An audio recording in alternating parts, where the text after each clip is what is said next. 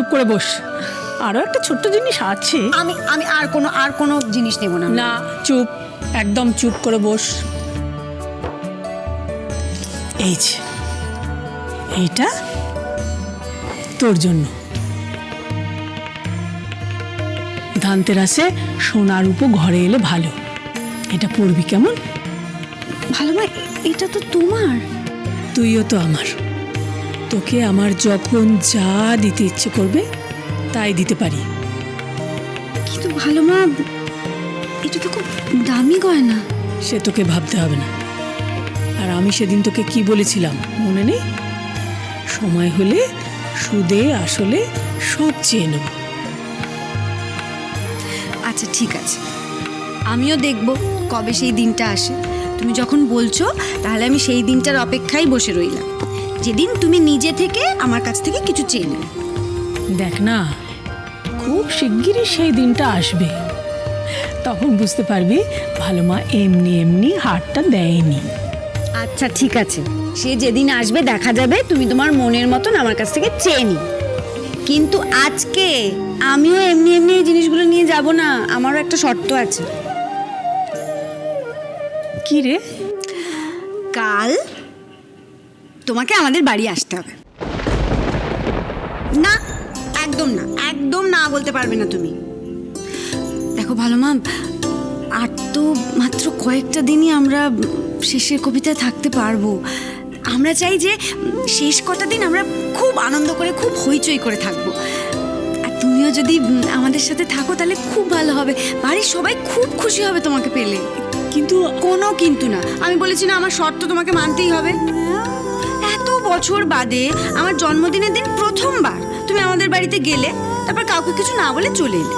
এবার আর আমি তোমায় একদম ছাড়বো না, তোমাকে শেষের কবিতায় যেতে হবে, নাহলে আমিও আর তোমার এখানে আসবো না। কি কাণ্ড দেখো না, আগে হ্যাঁ বলো, বলো হ্যাঁ বলো। আচ্ছা আচ্ছা, আসবো আসবো।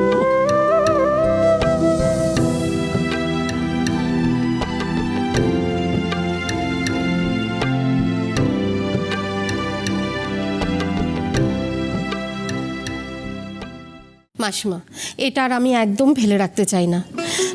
এবার ইরা আর ব্রতর জন্য একটা বিয়ের তারিখ পাকা করে আমি ওকে আমার বাড়ির বউ করে নিয়ে যাব। আমি আর কোনো অসুবিধা, কোনো সমস্যার কথা শুনবো না মাসিমা। তুমি কি জানো তো নীলিমা, একেবারে আমার মনের কথাটা বলেছো। আমি তো কদিন ধরেই ভাবছিলাম তোমাকে বলবো যে আর দেরি করা একদম ঠিক হবে না। আর তাছাড়া কি জানো তো, এই যে বাড়িটা না, এটা ইরার বাবার যেমন প্রিয় ছিল ঠিক সেরকম প্রিয় ইরারও।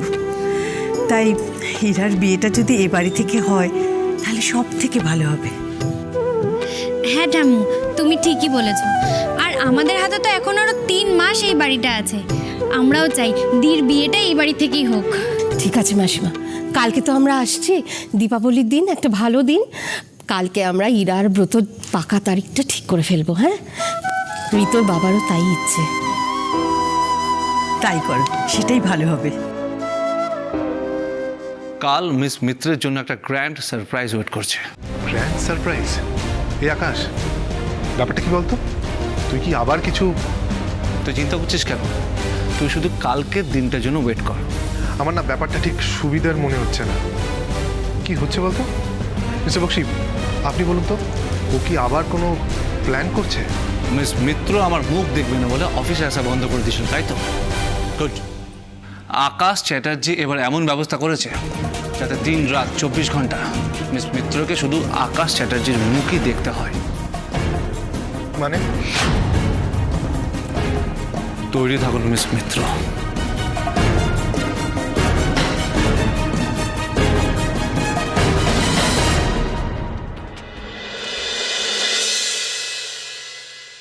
দাদা ভাই, এই দাদা ভাই তাড়াতাড়ি আয়, দেখ ভোগ এনেছি।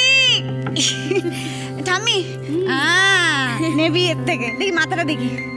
ঠাকুর আমার মনকে অনেক বড় করো, অনেক বড় ডাক্তার করো। এদিকে দাও। আর আমার ঠাম্মিকে একটু শান্তিতে রেখো। আচ্ছা দাদা ভাইটার কি ব্যাপার বলতো? বললাম ভোগ এনেছি, তবে এই দাদা ভাই, দাদা ভাই। ও তো নেই রে, ও তো ওই শ্যামের সঙ্গে বাজারের দিকে গেল। ওই বললো যে একটু ঘোরাঘুরিও হবে, তার সঙ্গে নয় বাজারটাও করে আনবে, এই আর কি। সে কি ঠাম্মি, দাদাভাইকে তোমরা একা ছেড়ে দিলে? মানে ওরা এখন এই অবস্থায়, আরে কোথায় কি হয়ে যায় দাঁড়াও, আমি দেখে আসছি। এই দাঁড়া দাঁড়া, তুই কোথায় আছিস? তোর আজকে কোথাও যাওয়া হবে না, তোর জন্য এত কিছু বানানো আছে, তুই চলে যাবি।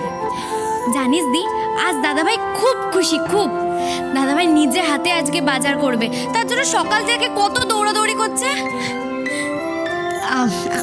আমি একটা কথা বলবো, আমার না একটু কেমন কেমন লাগছে, মানে মনটা ঠিক সায় দিচ্ছে না আর কি। না, আমি বলছিলাম যে এই বিয়ের কথাটা এরমভাবে ঠিক করে ফেলার আগে একবার ব্রতর সাথে কথা বলে নিলে ভালো হতো না? মানে ও আদেও এই বিয়েটা করতে চায় কি না। সত্যি ব্রত এই কদিনে যে ব্যবহারটা করেছে, মেয়েটাই বা ভরসা কোথা থেকে পায়? আসলে সত্য কাকু আর বাবা মিলে এই আমাদের বিয়েটা ঠিক করেছিল, তাই জন্য ব্রত ছাড়া আমি কোনোদিন কারোর কথা ভাবতে পারিনি। ও ছাড়া কারোর চিন্তা আমার মনের মধ্যে আমি আসতেই দিইনি। কিন্তু ওর ক্ষেত্রেও ব্যাপারটা ঠিক কিনা, মানে এতটা সময়ও বিদেশে থেকেছে, এখনো ওর পছন্দ একই আছে কিনা। তোর পাগলি মেয়ে কি সব যাতা বলছিস বলতো? শোন না, তুই কি ভাবিস বলতো? ব্রতর সঙ্গে না কথা বলেই সত্য আর নীলিমা বিয়ের জন্য জোরাজুরি করছে? এটা হতে পারে? আর তাছাড়া আমার এই লক্ষ্মী নাতনির মতো মিষ্টি একটা মেয়ে ব্রত কোথায় পাবে শুনি? শুন, নীলিমা না সত্যি খুব জোরাজুরি করছে, জানিস তো, বারবার করে বলছে। তাই আমিও ভাবলাম যে যেটা ঘটবে সেটা ঘটে যাওয়াই ভালো, ফেলে রেখে কি লাভ হবে? হ্যাঁ তা ঠিক, মানে আমি না ঠিক বোঝাতে পারছি না ঠাম্মি, মানে আমার কেমন অস্থির লাগছে এই আর কি। এমন করে ভাবে না আমার সোনা মেয়ে, সত্যি বলছে, এমন করে বলি শোনা। সত্য আর নীলিমা কি চায় জানিস তো? ব্রত তো আমেরিকায় ফিরে যাবে, তাই জন্যে আসছে মাসেই তোদের বিয়েটা হয়ে যাক, আর সেটাই ভালো। বাহ, আবার দির সাথে ব্রতদার বিয়ের কথা শুরু হয়ে গেছে। এরা পারেও। দি দি, তুই আর এসব নিয়ে একদম টেনশন করিস না তো, প্লিজ দি। শোন ইরা, আমাদের যে খারাপ সময় ছিল সেটা কেটে গেছে, এখন যা ঘটবে খুব ভালো ঘটবে, দেখিস। রিয়েলি? যা হবে সব ভালোই হবে। কেন দিকে মিথ্যে মিথ্যে সান্ত্বনা দিচ্ছ ঠাম্মু? আর কে তোমাকে বলেছে যে আমাদের খারাপ সময় কেটে গেছে? ভুলো না, এই বাড়িটা পুরোপুরি আমাদের হয়নি। শুধু একজনের দয়ায় 3 মাস আমরা থাকার পারমিশন পেয়েছি। 3 মাস বোঝো? সে 3 মাস তো এমনি এমনি কেটে যাবে, তখন জিলি জিলি, আমি তোকে রিকোয়েস্ট করছি, প্লিজ আজকের দিনটা তুই ঝগড়া করিস না, প্লিজ জিলি। না না, ঝগড়া করবো না, তোর মতন বোকা হয়ে থাকবো। আর তারপর 3 মাস পর কাঁদতে কাঁদতে ওই বস্তিতে চলে যাব, তাই তো? কি হচ্ছেটা কি ঝিলি? শোন তিস্তা, তুই হিসেব তো বুঝিস না, আর তুই কারোর প্ল্যানিংও বুঝিস না। দি এতটাই স্বার্থপর যে নিজে তো বিয়ে করে আমেরিকা চলে যাবে, আর তারপর আমরা কি করব? হ্যাঁ, বস্তিতে ওঠার জন্য ওয়েট করব নাকি ভিক্ষে করার জন্য ওয়েট করব? ছি ঝিলি, ছি। লিসেন ঠাম্মু, ট্রাই টু আন্ডারস্ট্যান্ড। এই বাড়িটা কিন্তু শুধু দির জন্য আমরা হারিয়েছি। তো দির বিয়ে করে আনন্দ না করে না, একটু আমাদের ফিউচারে কি হবে সেটা ভাবো। আর দিকেও জিজ্ঞেস করো যে ও আমাদের ফিউচারের কথা ভাবছে কিনা। কি রে দি, নিজের লাইফের প্ল্যানিং করার সাথে সাথে আমাদের জন্য কিছু প্ল্যান করেছিস? না মানে তোর বিয়ের বয়সটা যেমন পেরিয়ে যাচ্ছে, সেরকম আমারও তো বিয়ের বয়স হচ্ছে, তাই না? আজ না কাল আমারও তো বিয়ে দিতে হবে তোকে, তখন কি করবি বল? দাদা ভাইটাও তো কোনো কাজের না, নিজে দাঁড়িয়ে থেকে আমাদের বিয়েটাও দিতে পারবে না।